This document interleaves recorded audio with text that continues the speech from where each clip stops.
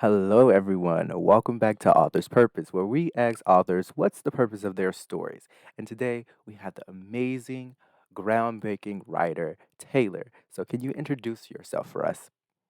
All right. Well, like you said, my name's Taylor. My Wattpad username is Moonraess, spelled kind of awkwardly. I've been on Wattpad for almost 4 years, which is crazy because I feel like I still joined just yesterday. And I write contemporary new adult and recently young adult that are usually pretty mental health focused in some way. And that's kind of the space I live in on Wattpad. Mhm. So, could you tell me why you decided to come onto the podcast today? Yeah, so I've actually never been on a podcast before. So I figured this would be a really cool opportunity. It was an easy yes for me, and I like talking writing with people. So, like I said, Mhm. easy yes. Easy yes. Um, Hmm. and as my audience has heard time and time again, I created this podcast because I just love writing. I have a writing club at my college. Like I just write and write and write. I recently launched a website and I recently posted the first chapter of my book. So it's like I write. Writing is a part of me and I kind of want to share the stories of other writers, not just me. So that's kind of another reason why I created this podcast. No, that's Um awesome, and I totally agree. mhm, Like it's just when you write, it's like part of you. mhm. Thank you so much. So, could you tell me like what was the primary inspirations or if there were multiple, like what is that one moment that you said, I got to sit down and write this book?" So for relative fiction, it's not the first novel I've written, Mhm. but um, and it's not even the first novel I've written that focuses specifically on drug addiction and substance abuse, which you've read it. It's the main topic of it. The first book I wrote when I first joined Wattpad, Crash Into Me, which actually was my first Wattpad Witter from 2018. It was Mhm. basically just me writing a fictionalized version of my lived experiences. It was 2018. I was going through some stuff, experiencing some things that weren't great. Mhm. And that was all I was doing. It was sort of like a way for me to cope and get back into writing too. Prior to writing that, I hadn't written anything fictional in years at that point. So then realizing, like finishing that, and then realizing that the subject matter that I was writing about wasn't something that was common in contemporary fiction Mhm. or something that people were even all that educated on. I was like, all right, let me take this up a notch, because it's something that a subject matter that I'm very passionate about. And so when Mhm. it came to relative fiction, I wanted to tackle a story from the perspective of the addict versus someone observing addiction from the outside, which is what Crash Into Me was. And I also wanted to try writing a full story that was in male first person perspective. So the whole story is narrated by the main character, Kai. And it was sort of a way for me to address some of I find like the toxic masculinity that exists when it comes to mental health and young men getting help, and especially in like the substance abuse and addiction space. Mhm. And then it was just sort of then my way of trying to educate people too, like it was with Crash Into Me, but from a very different perspective. And that's kind of it. Just wrote itself, to be honest. Once I realized like what I wanted to do with it, it came so naturally for me just to write about. Like I said, I feel like something that I'm passionate about that you don't see a lot of accurate representation in contemporary fiction. So it hit a lot of points for me as Mhm. a writer, and stuff that I wanted to accomplish as a writer. And it ended up being a turning point for me just in my writing journey in general, because after writing that in full male first person perspective, I've Mhm. basically everything I've written since then has been in male first person perspective, including like the young adult novel that I just finished like 2 months ago. Mhm. It just I realized like wow, I like writing this perspective. I think it's a strength of mine, and so just everything about it, and that's kind Yeah. of where I'm at. So, this is a question, just a random question that just came to my head, but like how is it different writing in the male perspective than it is the female perspective for you? For me, let's see. I feel like the wit and the humor is a bit different. 'Em. Um, Mhm. I also do feel like you have a little bit more liberty to be. a little bit more poetic and pretty in your female perspective. And males just observe, they observe things differently. And that's not to say like, I don't write male perspective with the idea of like, hey, I'm going to objectify women or I'm going to, write this a certain way. Like from that perspective, it's, more so just the way that they observe things. I feel like my prose flows a little bit differently from a Mhm, female perspective, but my male voice is stronger, which is bizarre for me to actually even say that out loud. I think the wit and the humor is different, but I also just think part of that is specifically the way that I build my male protagonists. mhm, So I think that might have something to do with it. I do, that's another reason why I think I've sort of clung to writing in male perspective right now is mhm, because like you still have the ability to make them emotive and sort of I guess break stereotypes. I consult with my husband a lot mhm. about a lot of Yeah. stuff. I'm like, yo, is like this what you think? Like how are you, how are you observing this? So that helps, but definitely just because it's a guy narrating it doesn't mean they have to, like I said, objectify women or Mhm, not be sensitive and emotional because mhm, men are sensitive and emotional, and that's part of the whole trying to break the cycle of toxic masculinity in this space, in the mental health space, is that if you're a guy, you're allowed to be sensitive and emotional, and so I think that's a priority of mine when I do write in male perspective, and I think it definitely comes through in Kai's voice mhm, more or the most out of any of my male narrators. mhm. What I can say, I haven't read any of your other books, but I'm going to more likely than not. But what I can say is this book definitely does have a strong, like, that's not just words like that, like these characters actually feel like people, and the male perspective, Kai's perspective, does ring some true bells with my perspective. Often when I'm Mhm, reading a male perspective, it's like that's not me, that's just a mhm, stereotype of me, that is just something you've observed on the outside and replicate it. It isn't the whole truth. It's just one piece of the truth. But I didn't see mhm. that with this work. And I feel like that's one of the reasons why I kind of clung to it. Because I'm a very diverse reader. I read everything. But for some Good. reason, this called to me in that male perspective in a way that I thought that if this was told in any other perspective that wasn't Kai's, whether that be males or not, it wouldn't have been a complete story. So I really love how you Mm. wrote this character because I feel like this is his story. This is him. Oh, thanks. That makes me feel really good. I'm very attached to Kai. Like I said, he kind of just wrote himself. There was a Mhm. point in time when I was writing it, he just like took the wheel, and I was like, all right, you do your thing. Like I'll be your words, but like this is your story, and Mhm, I'm definitely very connected to him. So that I appreciate that. Thank you. mhm. So what does your writing process look like in general, and did it like kind of Mhm. change with this book? Did you do something special with this book? Um, Not really, actually. When I think back on it, it pretty much just developed in any way that most of my stories develop.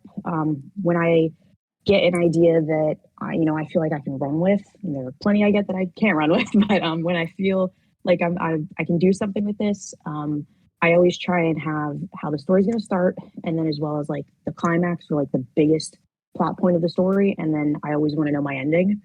And then everything else that's Mhm, in the middle kind of just comes as I start writing it. And it's pretty much been the case for everything I've completed. Like I said, there's definitely things I have not completed. mhm, I've abandoned a lot of stories, but they all sort of start out the same. mhm, And then I start writing it, and then as I'm going on, I'll put down a couple of either scenes or important things I want to happen, timeline, and then as I get further on, I'll start to go chapter by chapter and plot out things. And that I think sort of just helps me move the story along so you don't get stuck in the middle. Cause that's mhm, definitely, I feel like, at least for me, that's the hardest part of the story is the middle mhm, when it's sort of just like stagnant stuff and you try not to write fillers and all that mhm. kind of stuff. But before I even start writing anything, actually, I always have playlists. That's like really Me important to too. me. Oh, I Score, love the aesthetic, music like in this book, like literally. oh, thank you. This is one of my better playlists, I will say. Like, Mhm, um, I vibe with it and I play it all the time still, even though obviously I haven't touched that story in probably over a year. That's definitely important for me. I want to get the vibe before I Mhm. really start it. Visually, listening to. So that's good. No, Mm. we vibe with that. Yeah, I've created a playlist for my books. I don't show people the So playlist. important. What did you say? So that's so important, even just for yourself. Like, Yes, yes, because it's like that one the music helped me get through the scenes very, very, very much quicker. Like, but it yes, also helps me put the emotions on the page better because I'm actively feeling them. So I'm like, yes, definitely. Like my sometimes my Spotify top, like my top 10 on Spotify sort of like exposes me because I'm like, "Hmm, okay, I was definitely listening to that song on repeat for 2 hours writing the scene. yeah, me too. Sometimes I get very scared because some of them are just weird songs that just remind me of the characters. So I'm like, if I share this Right? with people, Or if I share this right, with people, no, they're gonna exactly. think Like, I'm don't weird. judge me. Um, the next question is, what is your writing strength and your writing weakness? But before you answer, I kind of do want to say mine. Recently I figured out that because I've been writing and I've been writing for years, and I've like Mhm, I'm a fledgling writer. Like I'm no magician.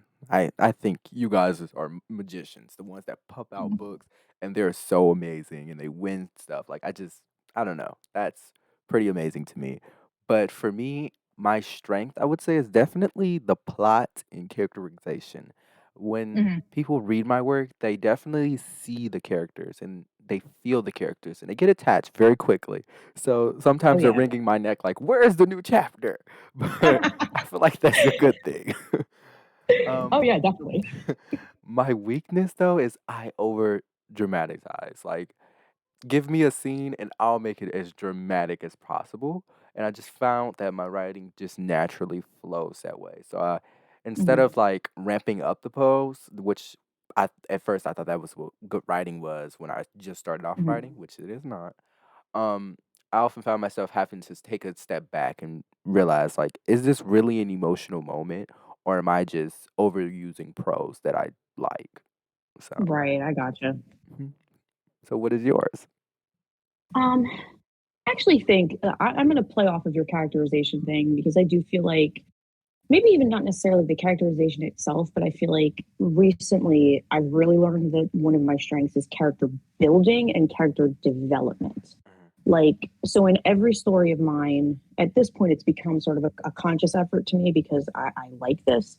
But in every story of mine, you can essentially watch the main characters grow and develop, or in Mhm, some cases even regress. Like, that's the thing about mhm, character development is that it doesn't have to be positive. And I learned that with my young adult fiction that I just recently completed. It's actually a lot of character regression for him before the end of the story. So I mhm, think that's something that I've learned is a strength of mine. Just the way that the characters behave at the beginning versus the end is very different. And I think that that's important in a character driven story.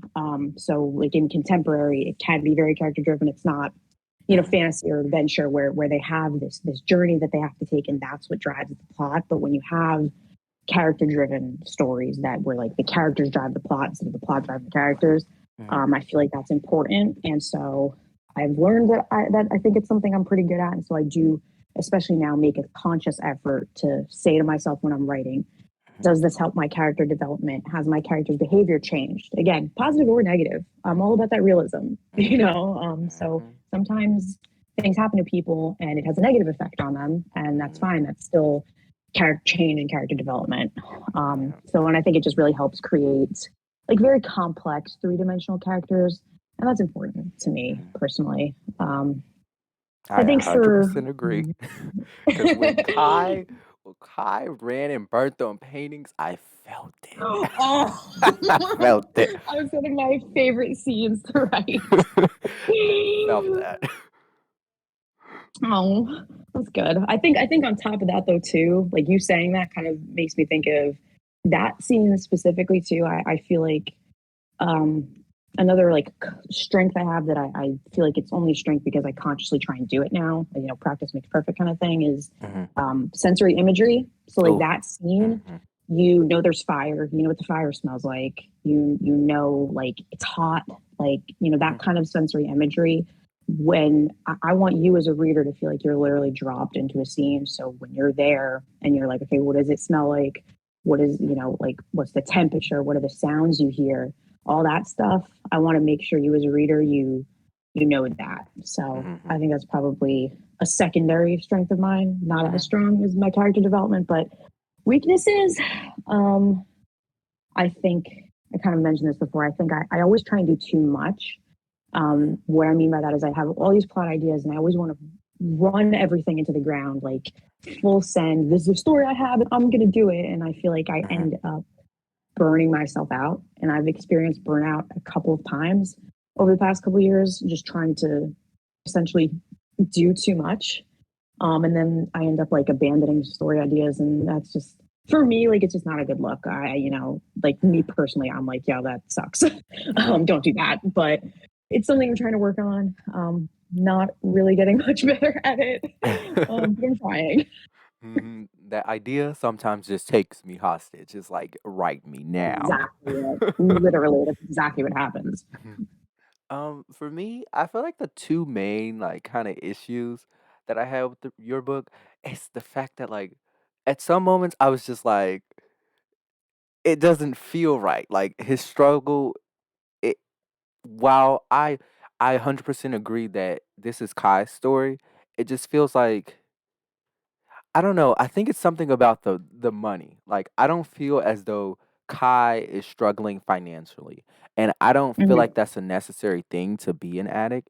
Addicts comes in all shapes and forms, but it's just Oh kind of yeah. like when I when I see like I think it was just because right before your book I read another story about an addict that was just flat out broke, and they tried to make the Hmm. best of their situation. So I already had that impression in my mind of how much struggle it is not only to be an addict, but not to be able to afford any sorts of treatment. But it's like when Hmm. Kai needs that treatment, his parents hand it to him. And like Hmm. it I feel like it was just like wrong place, wrong time. Like if I didn't read that book before that, it wouldn't have resonated. Like I wouldn't even have saw that as an issue because in that book Hmm. they tried so hard to get help. It's just they couldn't afford it. And Hmm. for like Kai to take advantage of that, it only heightened his flaws in my mind. But I don't think that's necessarily a all bad thing. And that wasn't really like the prime problem I had with the novel. But the Oh, prime it oh, was go ahead, go ahead. it was I was just gonna say you something in the hit the nail background on that I that, kind of but yes, just was go like ahead. squinting at. It wasn't like necessarily bad or good, I would say. But the thing that really kind of bugged me was like I felt though as if Sage was she was a symbol and she was demonified. Like she wasn't a human in my mind. And I didn't like that. I I felt like towards the end it definitely got better where I was starting to see her as a person, especially when she had that like breakdown. I was definitely getting Hmm. more like this is an actual human being. But throughout the course of the Hmm. novel, before that scene, I was just like she's terrible, she's terrible. And then when I really reflected on it, it's just like she's another person with another story. And even though that doesn't justify what she did to Kai, she still was it takes two to tango. Like he did things to her. Hmm. And I never really and I kind of felt bad that I demonified her in her in my head after it. Oh, It was everybody does. Don't feel bad about it. okay. And I was just like, oh, author, It's no, definitely stop. not meant to be good. Yeah, I know. No, I think you really did, like, especially the first thing you said though, you got that pretty spot on because he doesn't want help in the Mhm, beginning. Like he's sort of accepted the fact that this is how his life is, and he's just like, all right, well, screw it, whatever. And part of it is Sage, where she sort of kept him in that spot. And now, granted, mhm, again, he's state consciously stayed there with her. But the thing about people in those kind of relationships is, you know, like you just feel like you can't leave, you mhm. know. And but you definitely hit that spot on. He like his parents wanted him to get help, and he was like, I'm okay. Because I feel like, and that's just honestly, that's just my personal experience with addicts is that I have Mhm, been around people who I would consider to be privileged, mhm, that go through various stages of help and recovery.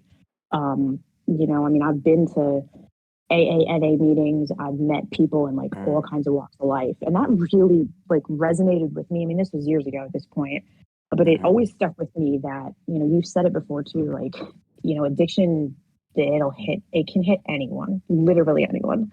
So I feel like I purposely made him maybe a little bit more, let's say, middle class, like for lack of a better word, mhm, because it's it's not the only, addicts aren't one specific kind of person. mhm, It can be that broke guy who's struggling to get help, and that's another issue I won't even get into. But it definitely can be that person, but it can be other people too. mhm, Um, and yeah, Kai definitely doesn't fully understand in the beginning, like how, I don't want to say how lucky he is because he's still struggling, but mhm, he definitely doesn't want the help. He thinks that this is just the way his life is.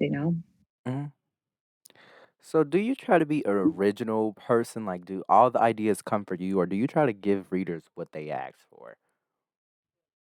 Um, I'm definitely more original, but I don't really know that that's even on purpose necessarily. Like, it's Mhm, more so just the kinds of stories that I want to tell and that I'm passionate about telling just happen to be things that perhaps aren't typically what you found on Wattpad or aren't like the popular thing right now. mhm, But that's always how I've operated as a writer. Like I always, and this is like advice I always give to people who are either starting out or ask for help. Like always write what you want to write, always. mhm, Um, and so it just so happens to be that most of the stuff I write isn't necessarily popular, but it's not all that purposeful. mhm. And I definitely feel like this book was different from other books that I've read in Mhm. Wattpad. And I feel like that's kind of the common thread of the people that I have on this podcast is that they're Right. all something they took a work that I'm used to and twisted it. Hmm. And Hmm. and that kind of really helped me want to start this podcast and want to talk to them because it's like that twist means the world for your novel. Like it's not it I don't know, it's so different and refreshing that I just can't help but talk about it. Oh, that's really nice. I like that perspective a lot. Mhm.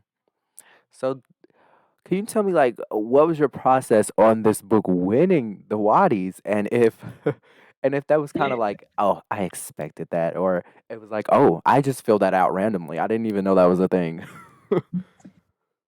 So I definitely didn't expect it to win. Mhm, Definitely not.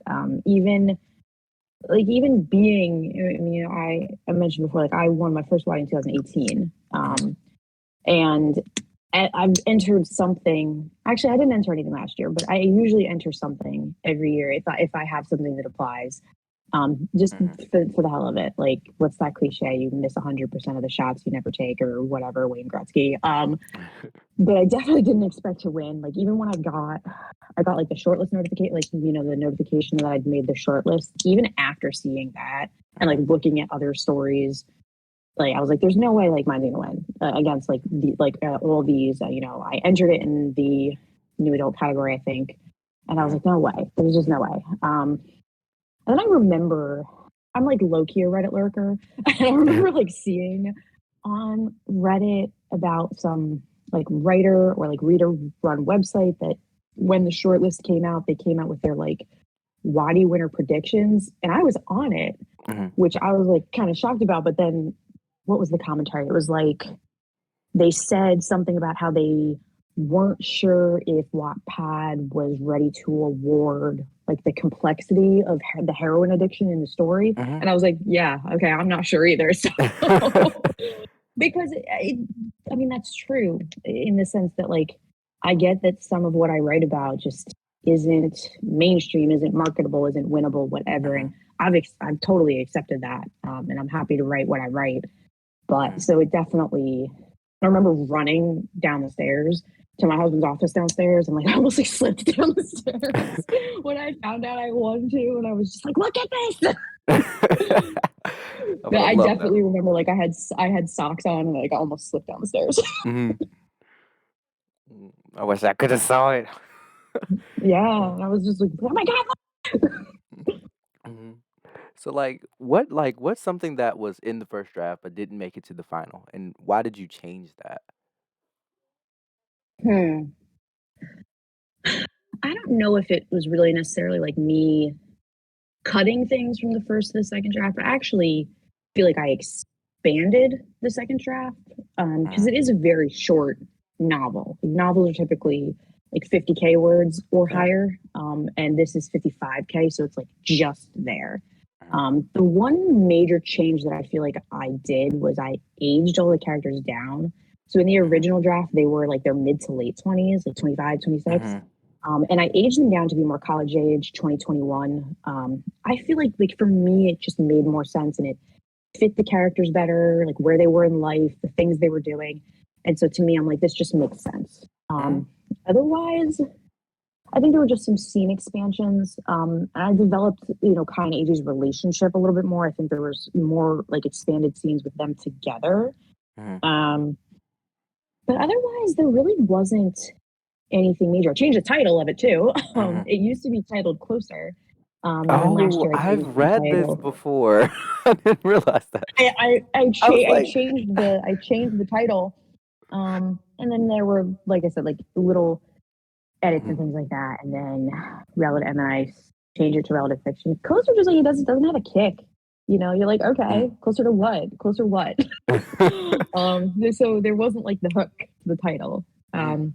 And though not other than that, nothing major. I'm not an editor. I hate editing. So, like, I I want to love finish something editing. and then like never. Oh my god, I literally want to finish something and then never touch it again. I'm literally the Like, don't opposite. think I don't want to I'm do this. like, "It's finished, now I can actually do things to it." When I'm drafting it, I'm Oh just my like, "Ah, god. let it be over, Lord." I wish I could operate like that because I'm an edit as I go person. So like Mhm, I've gotten hung up on paragraphs for hours. Like I will never mhm, forget this when I was writing my young adult novel Blind Ambition, and there's a scene like the in a locker room. It's like chapter 11, 12, whatever. mhm, And I'm sitting here for hours, this paragraph, I'm like, what color are the lockers? What does this locker room look like? What am I doing? Where is this table? Where is this door? How far are they taking him? What color is the floor? mhm. Like hours with this Ouch. one paragraph. So I wish I could just go and then go back and edit it. I feel like I definitely edit as I go, and Mhm, so you get like a more you feel like you get I give a more complete or finished product at the end, but it definitely like it hinders my storytelling a little bit because I get very hung up mhm, on nuances and things like that. And I mhm. wish I could just write and go. What is that, like, one message that you were trying to get across with relative fiction? The message, huh? Um, I guess mostly just that people who struggle with the things that Kai struggled with, the addiction, the substance abuse, they are still people and they are still deserving of help. Mhm, And that being an addict doesn't automatically make you a bad person. mhm, I mean, I have addicts in my life, people who are well recovered, clean and sober, whatever you want to call it, best people I mhm, know. You know what I mean? So I feel like I have that perspective of I know people that have gone through this and that are really good people, but they still feel like, they can't go out and go, it's uncomfortable for them to go to a bar and tell people that they're not drinking. Like, you know what I mean? Because there mhm, is those stigmas attached to it. So I I wanted Kai to be sweet, like I wanted him to be somebody that you really wanted to care about, even though he made bad decisions and he struggled. I mhm, still wanted you to be like, no, I like him. I want him to get better. I feel like he deserves it. Whatever your perspective is on it, and mhm, that was a big thing for me. Like, hey, he's good peeps. Like mhm, despite everything, he's a good guy and he's got a good heart, and I feel like that definitely reflects my lived experiences and just people I've met. And like I said, going to those AA meetings with my loved ones. Like it's never been me, but I've observed it and mhm, gone through those processes with several people in my life. And the mhm, people I've met, the people that they know, I've met some really great people, and I feel bad for them that they feel like this stigma like hinders them or makes them feel like bad people. Mhm. So that was the biggest thing for me, Hmm. you know. Another random question. If you could define your book in one word, what would that one word be? Ooh, hit me with questions I don't have. One word. Oh, geez, probably I'm gonna give you 10 seconds. definitely, 10. definitely not like not inspiring, not uplifting, not those things. I can tell you what it's not. Probably just perseverance, maybe. Perseverance. I Like, love that. yeah, I Yeah. think that could be it Mhm. in the end. By the end, In the end, because we do have struggles. yes, we do. What's the difference between a writer and an author in your perspective? Oh, that's a tough question.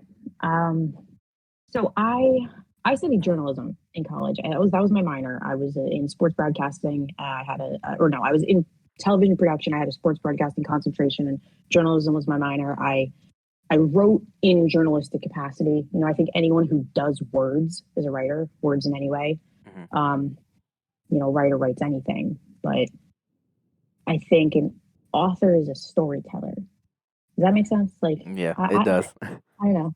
Like I said, as soon as you do words, you're a writer. Absolutely. You know, any kind of words in any capacity. But Mhm. when you're an author, I feel like author applies to people who write stories and books and things like that, or even people that do, you know, those op-eds in like the New Yorker and stuff. And like Mhm. those are authors too.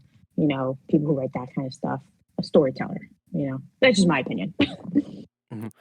I like that. I like the distinction because sometimes authors just don't know the difference. And I totally agree that a writer is just someone who puts words on a paper. On author, they set out to tell you a tale. They set out to change you in some type of way, to give you a story, to give you something to believe in, to change your opinion on something. They want to show you a different side of humanity, whether that be bad or good, or not even anything. Well, that's good. I like that. They set out to tell you a story. That's Mm. good. I like that. And just on a side note, that's completely unrelated. I kind of got addicted to that little author power, like the author is God moment. And I did totally write that in my story um, about a character, knowing he's a character. So he uses that as justifications to do bad things to other characters. So he'd be like, the Oh, author, that's so meta. he'd be like, the That's author like wrote me oh my this god, have you way. I can just do that. ever seen the Truman Show, that old movie with Jim Carrey where he realizes he's in a TV show and he's not like actually living his life. Someone is writing his life because Mhm, he's in a TV show. Oh my god, that's totally the same. I love that. It's so meta. mhm. And what I like really, not to make this about me, but um, what I really like about writing that is like it took me down the rabbit hole of author is God books, and it's Oh, really so fascinating seeing how we authors are very much perfectionists within our works. It may not come out in a sense where we know it, but I feel like all authors treat their works as if it's their own creation and they obsess over it. And it's kind of funny that the craziest authors to me are always the best authors. So that was the point that I was getting to. You might be a little crazy. I might be. I do get very attached. I do. I get Yeah. very attached to my characters. I will absolutely admit that. I feel like they're my. I always call them my children, my kids, my Me babies. too. And all my Oh my authors, god. like my kids. Like my kids are suffering, like whatever. Yeah. I do the exact same thing. And me and Yeah. my friend, we both want to be psychiatrists. So she's over there psychoanalyzing me, like, you know, that's very concerning for you to an inanimate object that really has no bearing on your life. You to identify that as your child. And I'm just like, "Oh, but it It has is. bearing on my life. You don't understand. Write a book and you will understand." Then you'll understand. um, what was the like most fun, best, what however you want to describe it, part to write of your book? Most fun, best. There are not too many things fun about this book. I know. I'm just kidding. I think for me, it was developing the setting of the story. Actually, it's like it's it's the first and only story I've written that actually takes place like where I live. So most of the time, like I'm just making up locations, or like I have a story set in a specific location for one reason or another. But Mhm, for whatever reason, like I wanted a beach town, and I was like, screw it, like this is where I live. Like I might as well just. I had just moved here like a year before I started writing this, mhm, and it was really cool to actually like drive around and be like, okay, I'm gonna include this, or like drive past the house and I'm like, oh, that's Kai's house, like definitely, or like that's Sage's house, or like go downtown and figure out like where they're going on their date. And now like every time I go to Market Street Pavilion downtown, like I went there for my birthday last year, and I'm like, this is mhm, where Kai takes AJ on their date, like because it's true. You can see the sunset from the rooftop of that hotel, and in Charleston, the tallest things are church steeples and hospitals. But this mhm, hotel, for whatever reason, wherever it, like where it is location wise, mhm, it feels tall. And you look out like over the river and you get the sunset, and there's no buildings obstructing you, you know. mhm, And that's, I mean, that's part of the reason why I really love where I live. It's a city, but it doesn't feel like a city. I'm very much more like a beach country person.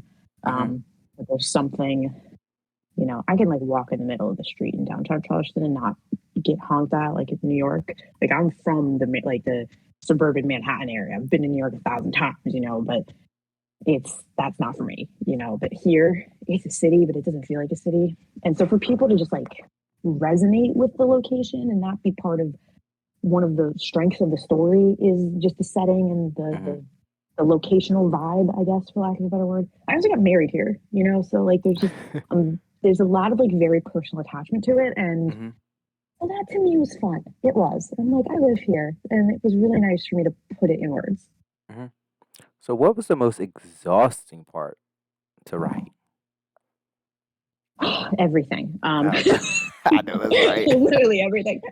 Um, Toughest though. So the should I like put like spoiler alert or like whatever if you haven't read this? You The that would have been a the good thing. overdose. Yes. So spoiler alert. Okay. The end. The overdose at the end. So for me, uh, I have written overdose scenes before, but it's been from someone observing an overdose. But to Mhm, have to write an overdose from the perspective of the person going through the overdose mhm, and trying to make it apparent to readers that this is what's happening without him ever saying, I'm ODing, because when you're ODing, you don't say you're ODing. Like, this is not how it works. mhm, So to be able to, and then to be able to make it emotional, like you're upset that this is happening. Like as a reader, you are like, absolutely not. This is not happening right now. No. mhm, Um, to I was very much a perfectionist about that, and it was a mhm, harder scene for me to write just because of the angle that I had to go about doing it. mhm. Make it emotional, make it apparent that this is what's happening without saying it, and it hurts. um, I wanted to kick you in the gut, you know. Uh-huh. So that was hard. You know, it was, and a little sad. There was that goes back to like there was a song I was listening to Mhm. over and over and over again with that song, "Appointments" by Julian Baker. Phenomenal song. Everything Julian Baker does is phenomenal, but definitely that song. Mhm. I listened to it on repeat doing that. So what I'm getting is like that scene, not the chapter, that scene was particularly hard because of the different balances you had to do. You had to balance the scales Mhm. just right, so you weren't leaning too much into one thing. And that's what basically what I'm hearing. Correct me if I'm wrong. Yeah, yeah, definitely. It was again, it was the angle I had to take to write. It wasn't even necessarily the subject because, like I said, I've this is so messed up when I say it now out loud. I've written overdose scenes before, Hmm. but not from this perspective. So I had to approach it totally differently. Hmm. So why does being an author matter to you? And if I were to take that title away, what would you lose from yourself? Um, I mean, I feel like to me, like being an author matters because I want to tell stories that matter. Hmm. So you take that away from me, and I, you know, I feel like I don't have a sense of fulfillment. Like, Hmm. you know, I have a day job. It's fine. It's boring, and I don't feel like I put any skills I have to use. Uh, um, and it's not fulfilling. Like I don't feel good. That sounds messed up when I say I don't feel good about doing my job, but uh, you know what I'm getting at. Like it doesn't. I don't feel like I have a good purpose. mhm, And that's what writing the kinds of stories that I write and telling the stories I tell do for me. I want it. I mhm, want you to read it and be like, this matters. This is important. mhm. It's very fulfilling to me. So what is that like person, thing, place, maybe? What is that thing that just convinced you to be an author? Mm, I don't know. I feel like I like look back onto like my teenage years, like things I don't want to look back on. And I was writing. Like I've always been writing, and it took me a while to realize that. Like I've always been writing. I was just 15 and writing like Yu-Gi-Oh fan fiction, like but I was still writing. And it's always been like either coping or escapism. Like when I started really Mhm, writing fiction again, which was, when I joined Wattpad, which was what, like 4 years ago, it was a way for me to deal with what was going on in my life. Like, and it still is just from a different way. Like it's more so just, hey, these are my experiences now, and I'm gonna give them words. mhm, And also just I keep like going back to this about how like I feel like because I do have a certain skill and a certain craft for this, that I can put, essentially like give a voice to the people in my life that, have experiences that feel the stigmas, the stereotypes, like, and just sort of mhm, help, help that, you know. And I think that's why it's so important to me. And important for me to feel like their stories are told the right way.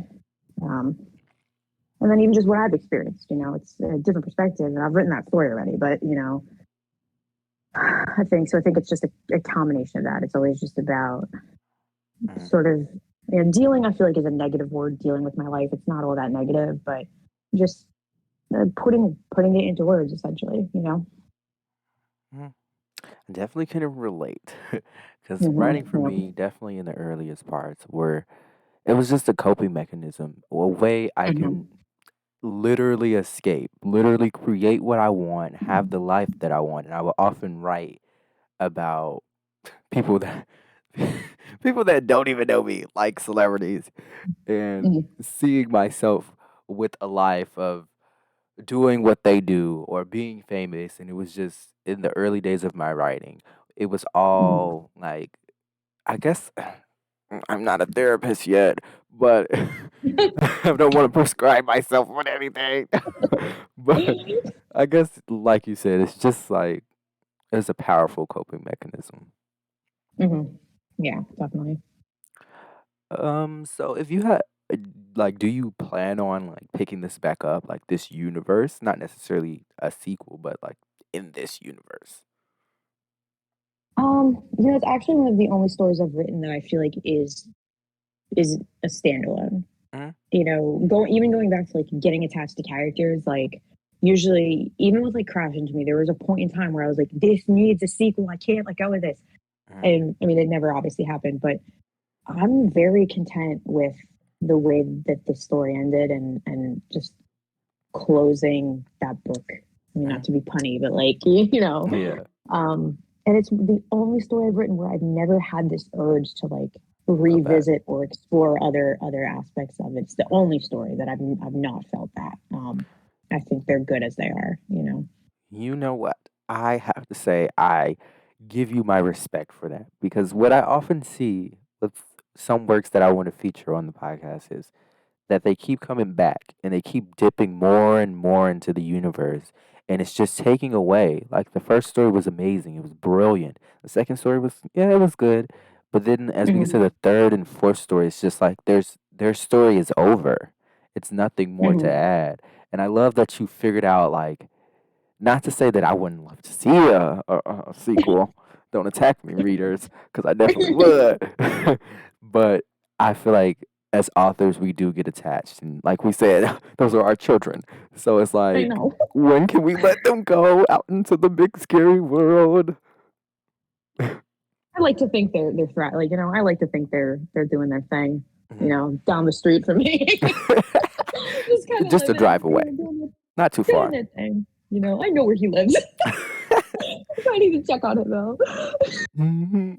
Oh my god, yeah. No, so but no, I do feel that though. Like I keep going back to the young adult novel that I finished, Blind Ambition, finished very recently. That has Mhm. my largest cast of characters, and so it was really, and like I'm having this itch like now where I'm like, I want to explore this person's story. So you sort of divert from the who the main protagonist was of the first book, but you're like, okay, this was the friend or this was the ex-girlfriend. I'm like, I want her story now. Mhm. I want to see her living and thriving and doing her thing. Like, so I get that because I feel that right now with that story. Mhm. But trying to contain myself. Mhm. Well, I haven't read that book. I will. I definitely will. I will give Well, you like my you have to. opinions. I It's d- a little different, but seems certain themes are similar. There is like substance abuse in it, but it's not like relative fiction at all. It's more of like a side, not a side thing. It's like a, how did I describe it? It's like a puzzle. It's like a piece of a larger picture. Mhm. I think that's the best way to put it. But yeah, Mhm. more male POV. Oh, okay. You sold me there. Mhm. Mhm.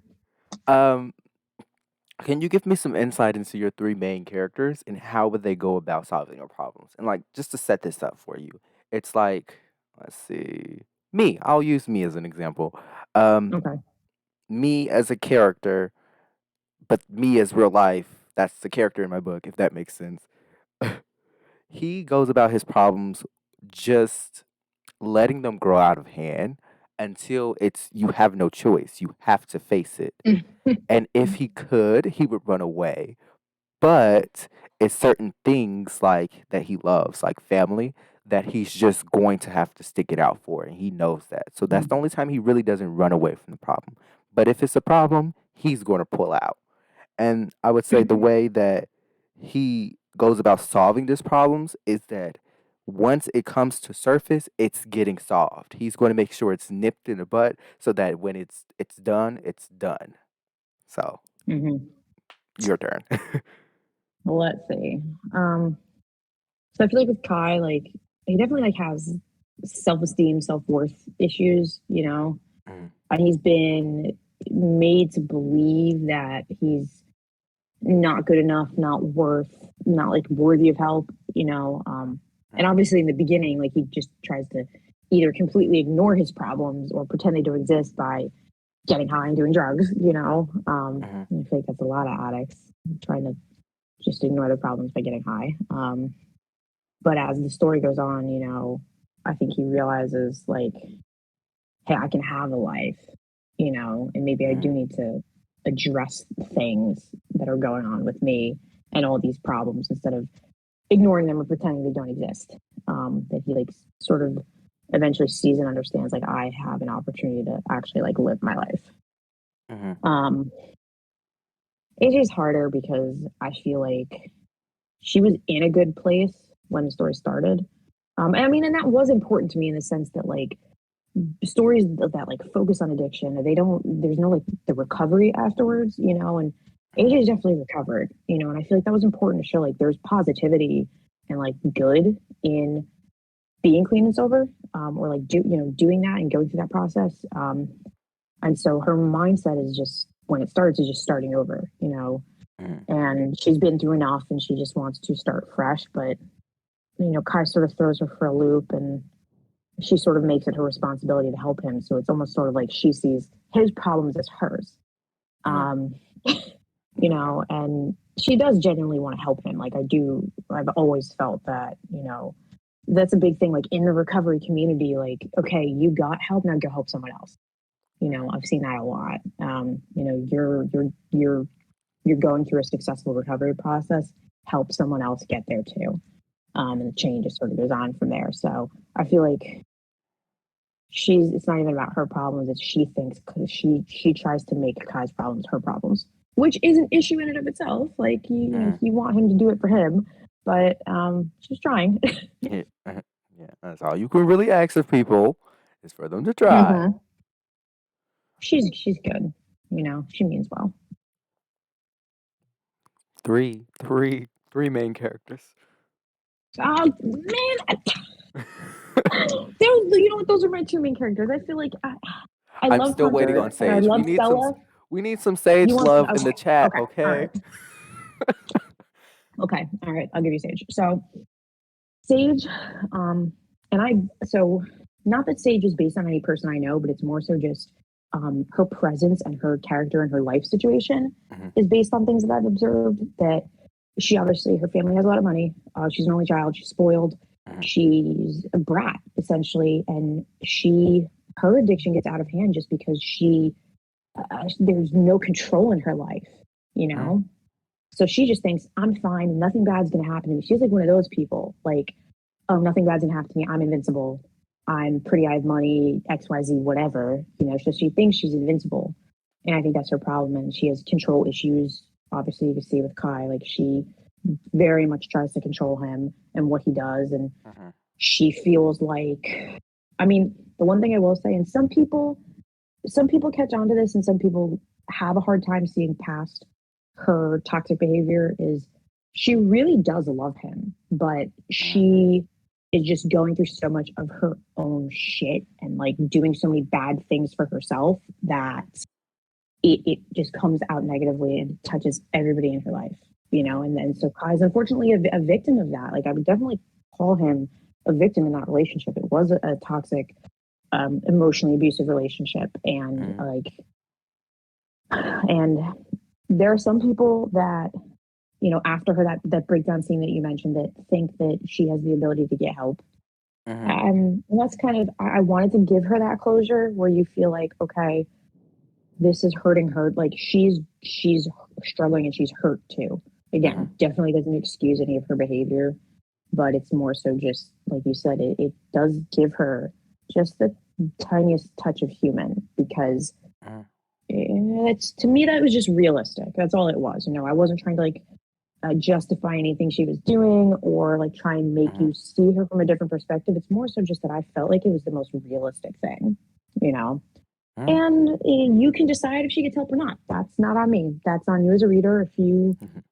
want, if, however you want to look at her life and her future.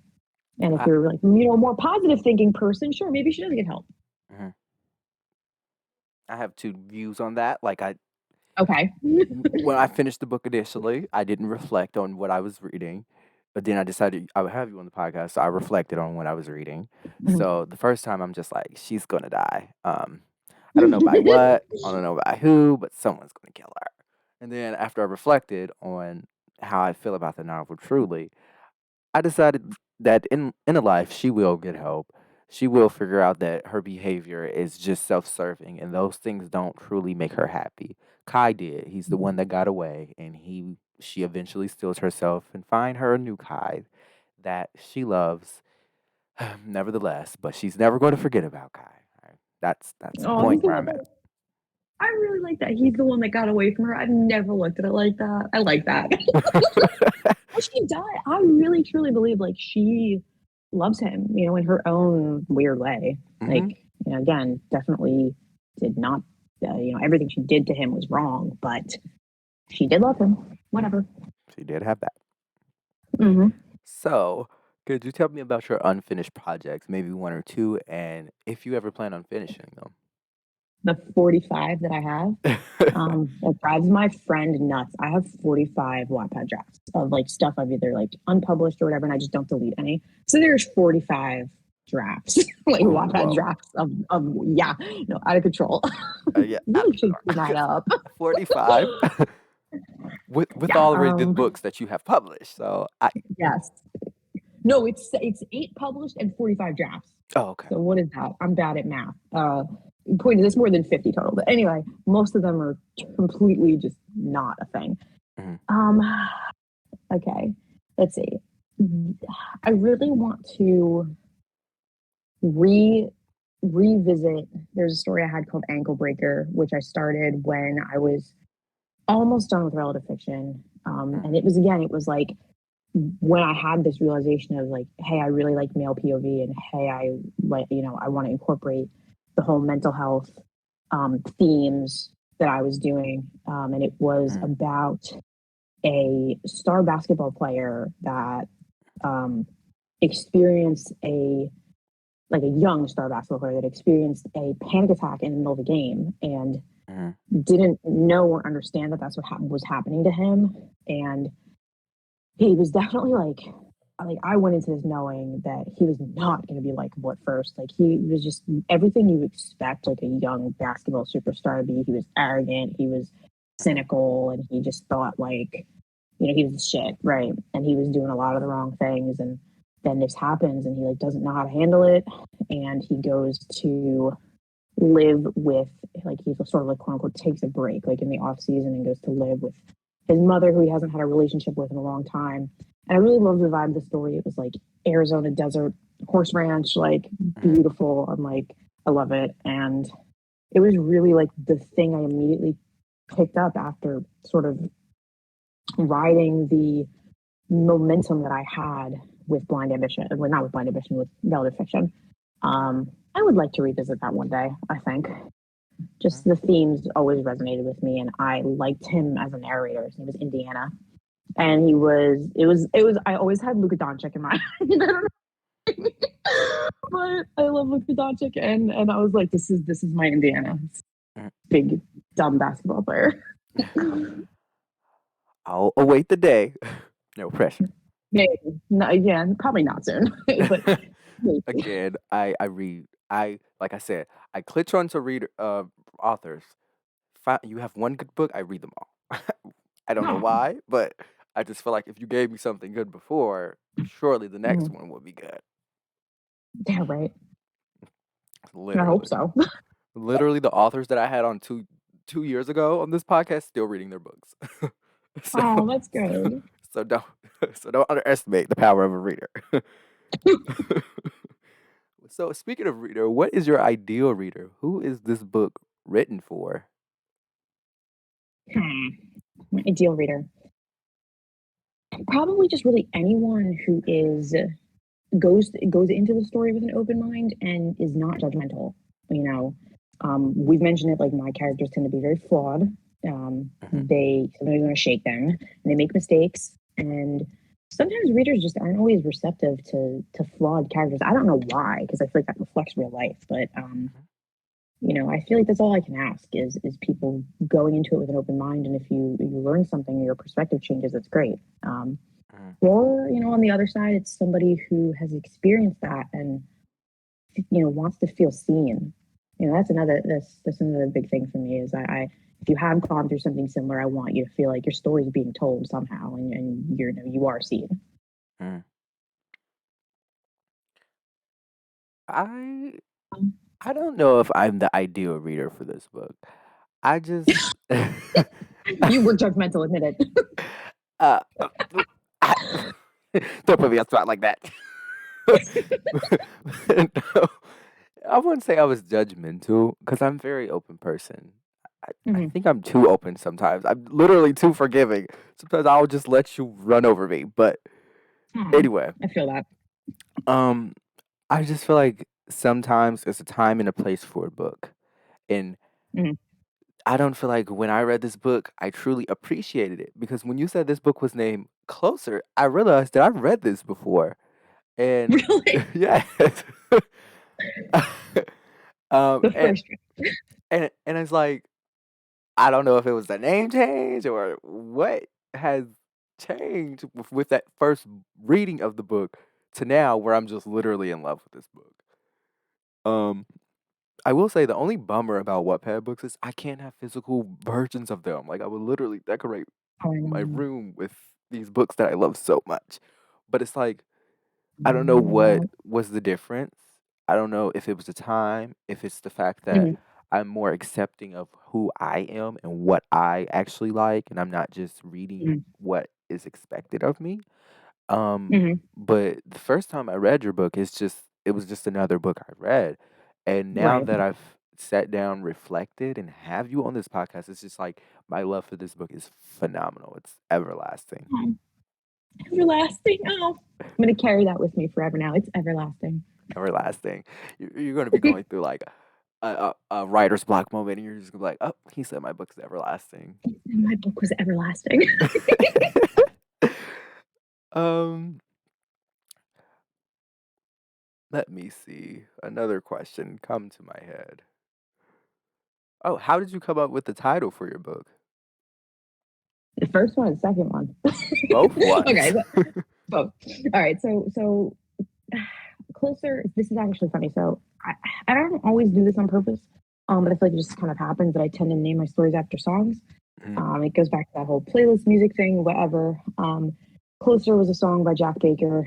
There were lyrics in it that not Jack Baker, mhm, Jack River, Julian Baker sings relative fiction. mhm, So when Julian came out with her new album last year, and I was going through edits, and there was a song on her new album called Relative Fiction, and there's a line in it that goes, "It's all relative fiction anyway," mhm. which, if you know the ending of the story, Yeah. completely ties into the story. So I was like, oh, okay, this is what we're doing.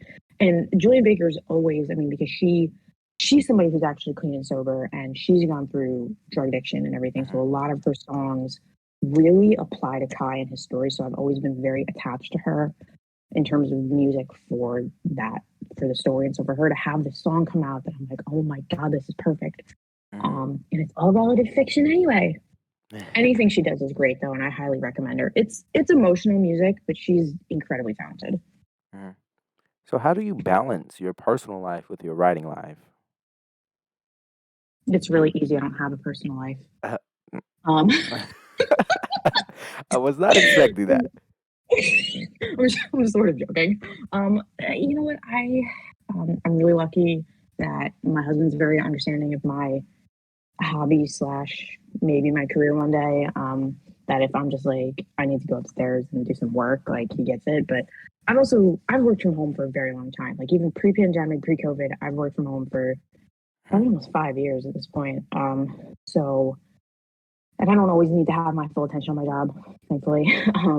And like I sit at my desk, I have three monitors for my like 9 to 5 job, and I'll put my laptop in front of me. And if I'm so I feel like I'm very much given this luxury of if I have an idea or I want to write something down, I can do it immediately. mhm, And so that helps too because even when I just log off work sometime, I'll also just close my personal laptop and be like, okay, I'm done with this for the day. And you know, and I think like just sharing it with people in my life and then like knowing what I do, and if I'm like, hey, I need to edit this, or I'm in a space where I need to work on something, I'm not like pressured to like go be social or anything. You know what I mean? uh-huh, But I mentioned this like I recently I moved about 4 years ago, right? Um, mhm, and so most of my friends still live back where I'm from. So you know, I talk to my friends daily, but it's like you know I don't go out all that much. So it's mostly just a lot of FaceTime. mhm. Yeah, So I get that. Since COVID, yeah, FaceTime for me. yeah, exactly. That's exactly it. Mm. I wonder, would you and Kai get along actually? Only because I feel like I understand him. I feel like I know people like him. Mhm, Um, and like I said, not that I don't typically model characters after people I know, but it's more so that I give them situations that I'm familiar with or experiences I'm familiar with. Um, mhm. but I probably would. I think he's a nice guy, and that's all I can ever ask of people. Just be a nice person. So For me, I don't know if me and Kai would get along because I would be too focused on. I feel like me and Kai would be friends, but me and Kai's best friends will be best friends. I feel like that's where the energy is. Cause I don't oh, know, everybody loves Hunter. Hunter's a fan favorite for sure. He's a cool I guy. don't know why that's the energy, or maybe me even Kai's sister, like literally, like Oh yeah. literally. Stella is you know what, it's so funny, like I feel like all of my any like sibling characters I create, because the same thing was like with for crashing to me, and like Mhm, I don't have a sister, so I feel like I go out of my way to create sister characters like that. That's how I would want my sister to be if I had a sister. mhm. You know, I give Stella like I have too this many sisters. wild energy. I have too many. I have one brother, and so I've always wanted a sister. So I feel like I always like emulate what I want, like when I create sister characters for my character. Uh-huh. But I Yes, totally Stella, get I it. would vibe. I would vibe with Stella, hardcore. I don't do the sister brother thing because I just have a lot of siblings, but I definitely do the cousin thing. Like, I don't know what it is about Mm. a good cousin character, but Oh yeah, I get that. Mhm. So, why did you select the names for your characters? Was this like just a random thing? Do they have meaning? What's the what?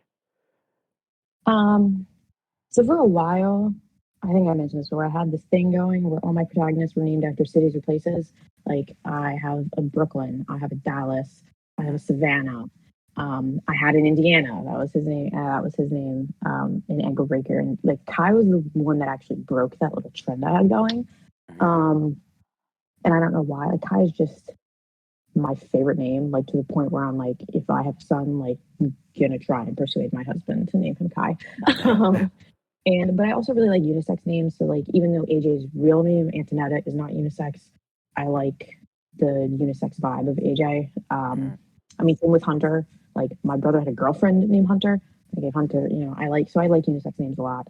Um, and I don't know why I was just like, okay, he's not going to be named after a city or a place this time. We're just not doing it. mhm. So What is the most like surprising things you've learned while creating a book? Not necessarily like writing, because of course you're going to learn writing, but like maybe you learn how to use a bow and arrow through writing. I don't know. let's see. I think it's funny actually, and I feel like we mentioned this before. I've realized how easy it is to get attached to your characters, um, which is maybe not the answer you were looking for, but I feel like we talked about this. Like I feel like a lot of writers experience this. You're just so in deep creating your characters and those Mhm, bonds and everything that it's really easy to just get attached to them, and that surprised me because I just not that I didn't think it was going to happen, but I just didn't expect it. Like I feel like okay, I can write this and move on, but that's not usually the case. mhm, And so that's what surprised me. I think. mhm. Um, I there is no wrong answer. Don't set me up for that. You know the answer you're looking for. I don't know how to use a bow and arrow, actually, so nor have I I'm ever needed still to. looking for Katniss Everdeen in real life. Where's she Mhm, be at? Um, I nothing can come to mind for me right now, but I know it's going to be mhm. something one day that I'm just Yeah, going to be like, I learned that because I'm an author. your random Google searches. Have you ever seen those memes of like Mm, this is what the recent Google searches of that's writers look like? me. It's like how to bury a body and like stuff Yes, like that's that. literally me. I literally looked up like how to dissolve a body in acid because Yes, he's an anti-hero. He does weird things, okay? And I we know the love FBI anti-hero. agent on my computer is just like, what is going on? What is wrong?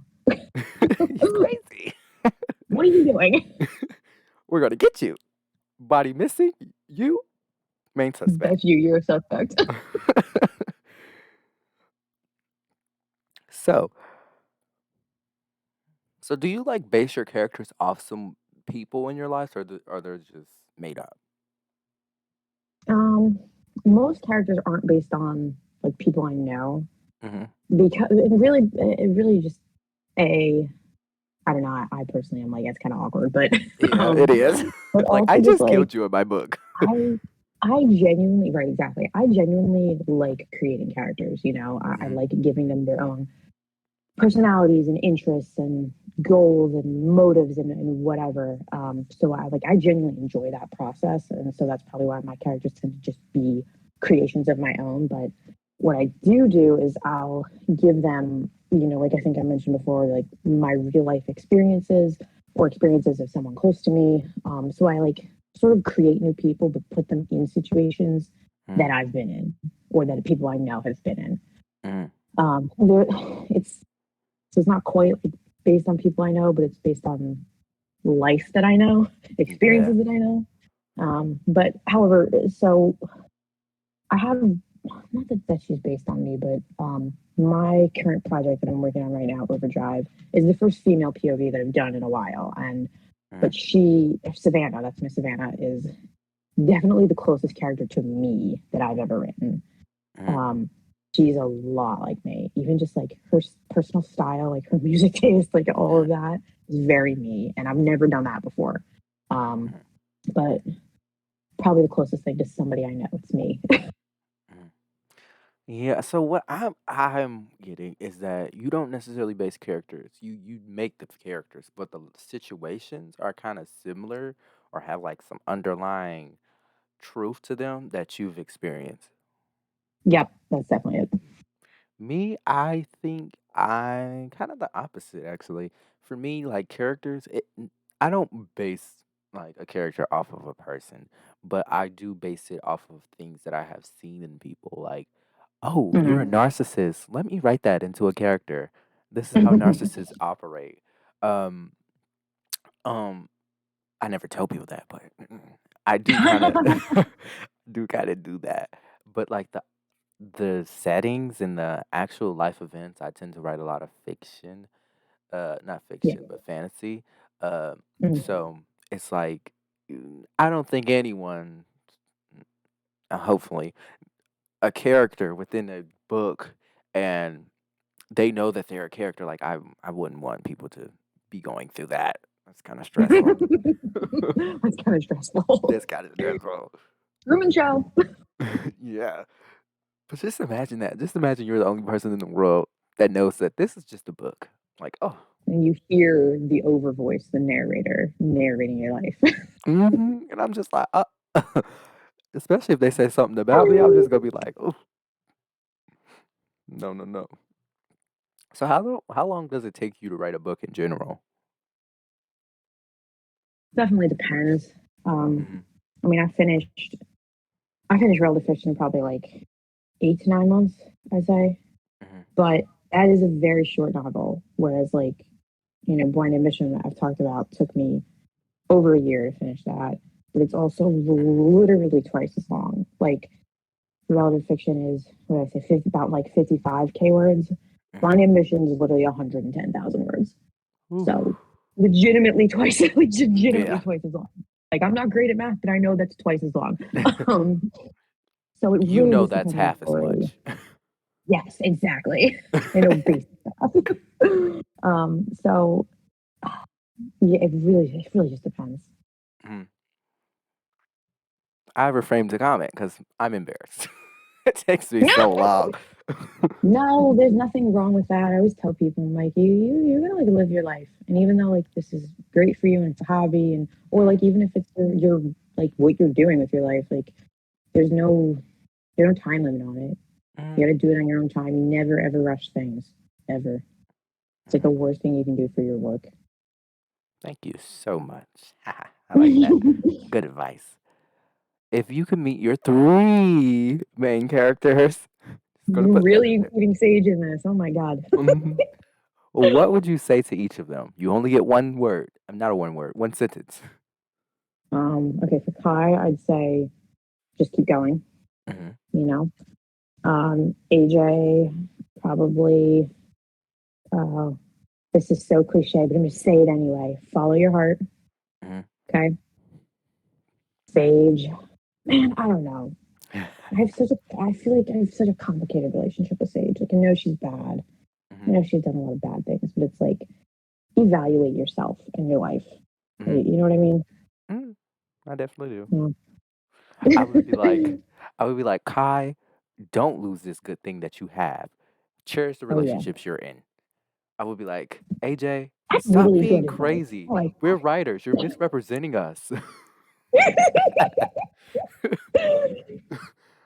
And I would be like, Sage, honestly, g- find yourself because this is not you. And I want to root for Find you, but you're yourself. making it hard. Find yourself. That's good.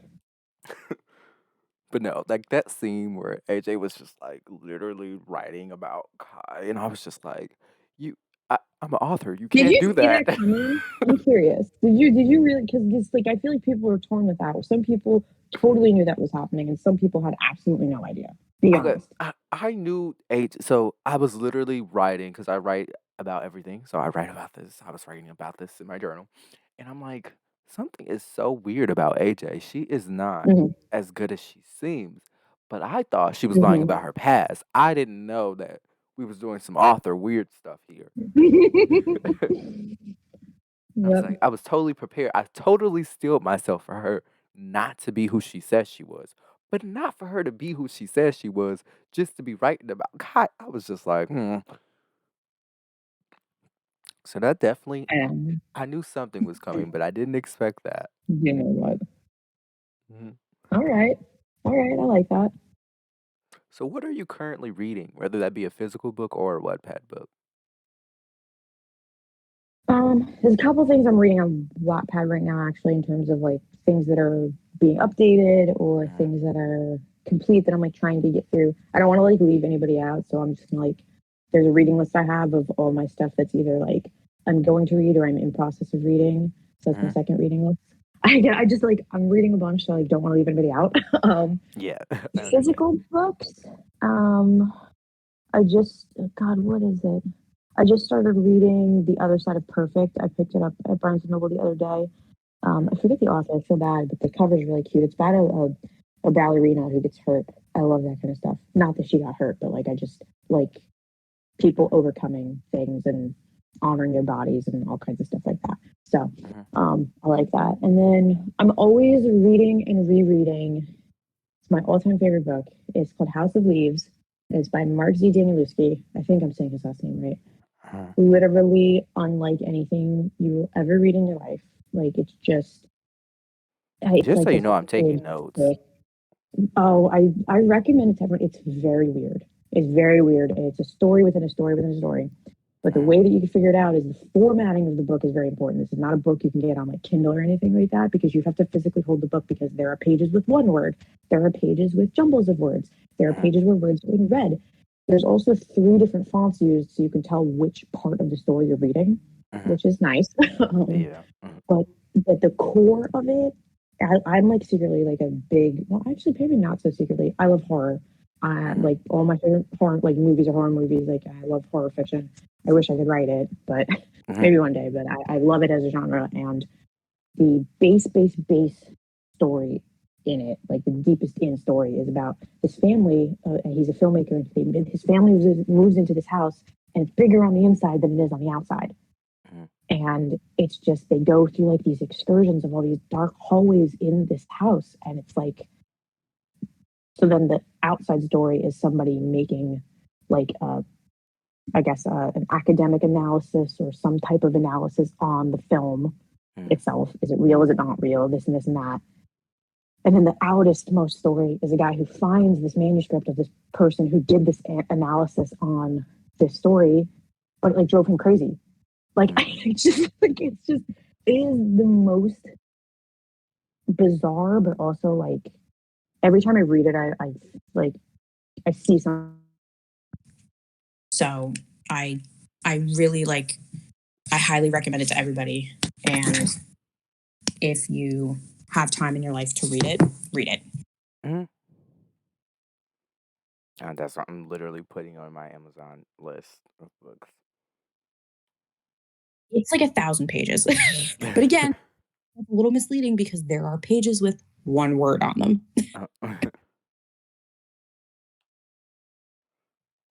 Uh, du- du- du. I'm literally like literally putting these down, writing these down for later. Um, what hobbies do you have? Like, what is that weird thing as an author that you do? Maybe as a person that you do. Let's see. Hobbies. Jeez. And writing is my hobby. But Mhm, I used to paint a lot. I really don't anymore. mhm, I got really into that during COVID. Obviously, everybody, I feel like everybody found a new hobby in COVID.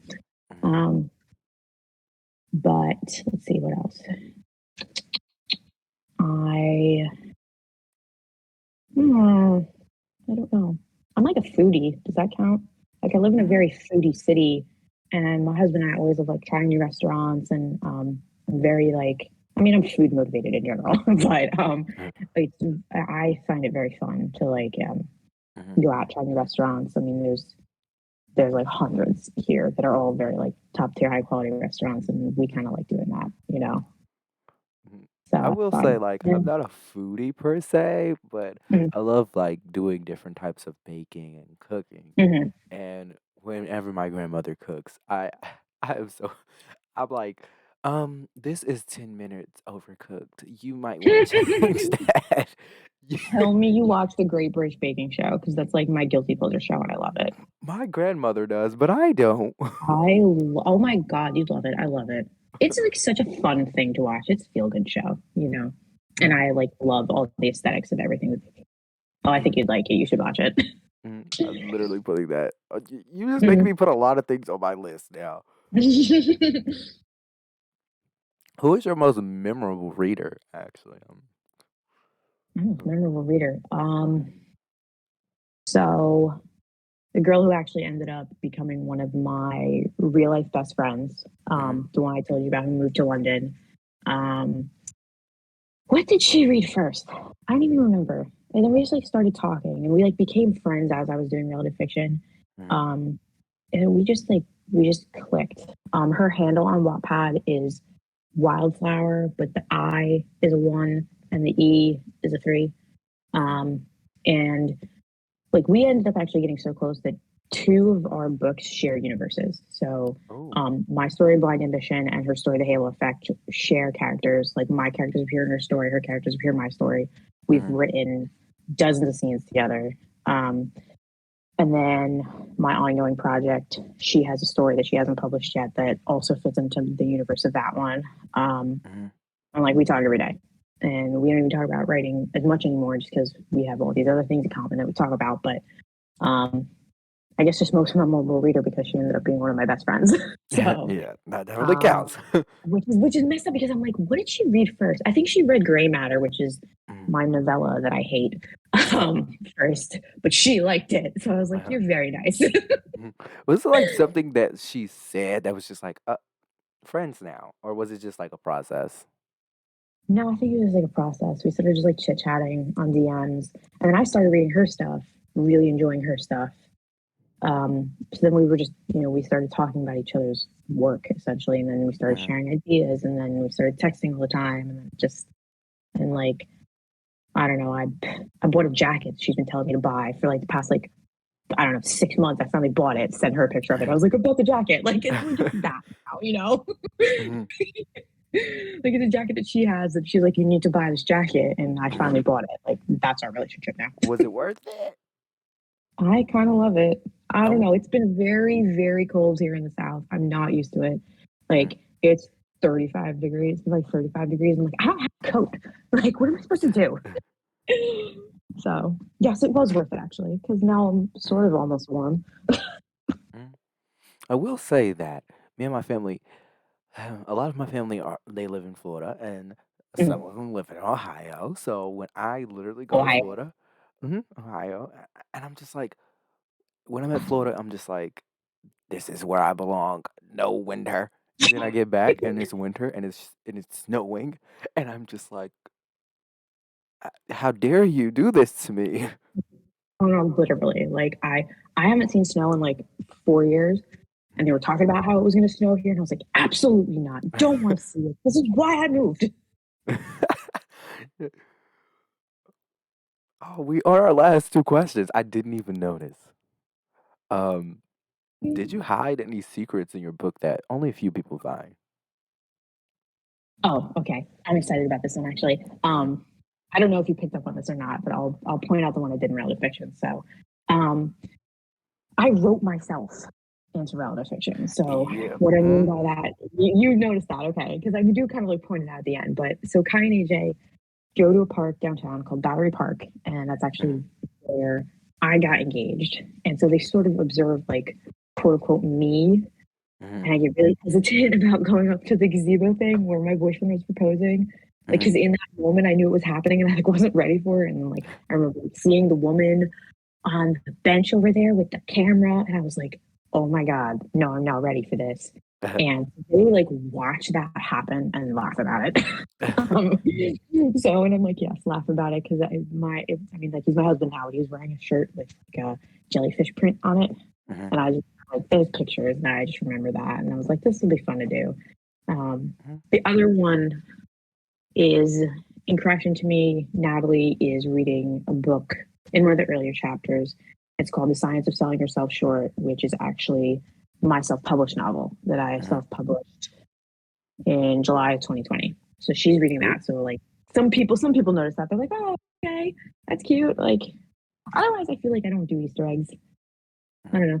I enjoy seeing it in like other people's stuff, but I'm like, I don't know that I'm clever enough for that. I do it a lot, literally. Like, I feel like that's one of the reasons why my book is taking so long, because it's literally whole conversations in the book. Like, it's select words and patterns that if you read it over and over again, you'll realize, like, huh, why is that right there? That doesn't seem like it's supposed to be. And then if you add them all together, you literally get another story. Oh, that's cool. I like that.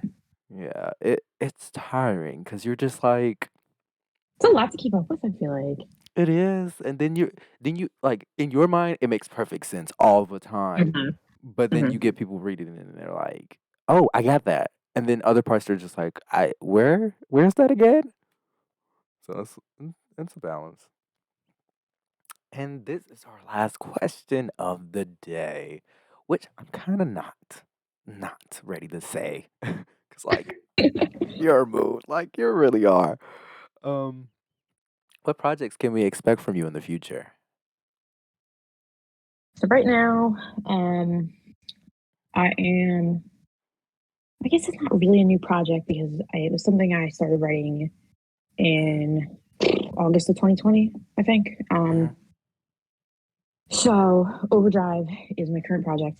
I update it on Fridays because I actually do have a lot of. Thankfully, because I had already been writing it, I actually like I'm trying to stick to like a Friday update schedule because I have like a stockpile of chapters. I'm mhm, really not good at that because I like have all these chapters. I'm like, I just want everybody to read everything out, but I'm trying to be better about that. mhm, So Friday updates technically. And again, it's sort of my foray back into female POV because I have a very serious attachment to Savannah because she's basically me. So I felt like uh-huh, that was a good way for me to try and find my groove again with that perspective. mhm, Um, and it's just so she's a professional surfer. She gets hurt. mhm, So again, it goes back to those like little tropes I like of like a professional athlete getting injured and sort of like overcoming physical and mental adversity and honoring mhm, your body, your skills. It's about perseverance. It's about self worth. Um, and she has a one night stand with a Formula One driver. So I'm a sports junkie in general, and I typically include sports in my stories. Relative affection is actually the only one that doesn't mhm, involve an athlete of some kind. um, uh-huh, that's what I studied in school, so that's what I know. But and they have this one night stand in Monaco. I've always wanted to go to Monaco. mhm, And both of them are at points in their careers where they feel like they can't hold a relationship. It's very much like a right person, wrong time thing, which I uh-huh. think is like such an underrated trope. Me Like too, me too. there's like wrong, like there's like, wrong, what is it? Right time, wrong person, like whatever it is. Like I think right person, wrong time. I love that because there are not there are they clearly have like a chemistry and a connection, and Mhm, it's really the first like true romance I'm writing where like romance is the main plot. I mean, there's obviously a lot of other things going on, like I mentioned, but romance is like at the forefront, and that's not usually what I do. Usually, romance is very much a subplot for me, mhm, um, but their relationship is a major aspect of this work. I won't call it like the main thing because again, it's a little more than that. There's a lot of very empowering female friendships in it. Which again I wrote with my best friend, so she wrote that character, mhm. which is Savannah's best friend Gemma. It's basically her. We've like manifested their lives, like it's kind of Mhm. crazy. But Ooh, anyway, it's and I'm very it's the best thing I've ever written. And I know that. And there were a lot of really negative things that happened with it and involving it last year that sort of made me take it down for a while. mhm, Um, and I feel like mentally, I've not even challenged myself because, again, it's not negative at all in terms of me approaching it now. I've changed my mindset on a lot of things and about the way I operate as a writer. mhm, Um, and I'm at a place where I felt comfortable bringing it back. Um, And Mhm. I'm just really excited about it. And like everyone, like I'm happy that everyone loves it, and or like the people that are reading it love it. And it just I don't know. You can tell I'm like getting very like I don't know. It's a Emotional. very important story. It's a very important story to me. I mean, like everything I write is important to me, but there's something about this, Mhm. the emotional connection I have to it. Even though, from a subject matter perspective, it's definitely not like my heaviest work. Like there's no substance abuse, which is like I don't want to say my space, but it kind of is. It does tend to be where I float Mhm. typically. And doing straight romance, like straight up romance, where that's at the forefront of the story, is unusual for me. It's a little bit out of my comfort zone, but they're like the best couple I've ever written. I consider like Kai and AJ a real couple. Like, yeah, you want to root for them, and like same with like Natalie and Brooklyn and Crush into Me, and like Dallas has various love interests in Finding Mission. Like Sav and Atlas are like meant to be. Like you feel it Mhm. right away. And yeah, I'm very attached to them and their relationship and their story, and I'm just very happy that I get to share it again, and I feel like I'm in a good place with it. So Friday updates, Mhm. take note. Fridays with a Fridays. try. Mhm. Fridays, my new best day. Um, I just want to thank you so much for coming onto this podcast. And just so you know, Oh, I was thank you very for having scared me. to I'm so meet you. kind. We're friends now. Uh, All good. Thank you. Um, and is there anything you want to say? No, just thank you so much for having me. I love talking to people about my work, about their work, about writing in general. And this was like an awesome like first podcast for me to be on. So Many more to I, come, I assure I you. hope so. Yeah, that was a lot of fun. Thank you. Mhm. And just to end it off, I want to say thank you one more time. You've really been one of the good ones I've got. Um, yeah. So, audience, you can see her work. You can see it. It's probably going to be linked on the screen. If not, it's in the comment section and the description. Once again, thank you for listening to the end. Goodbye.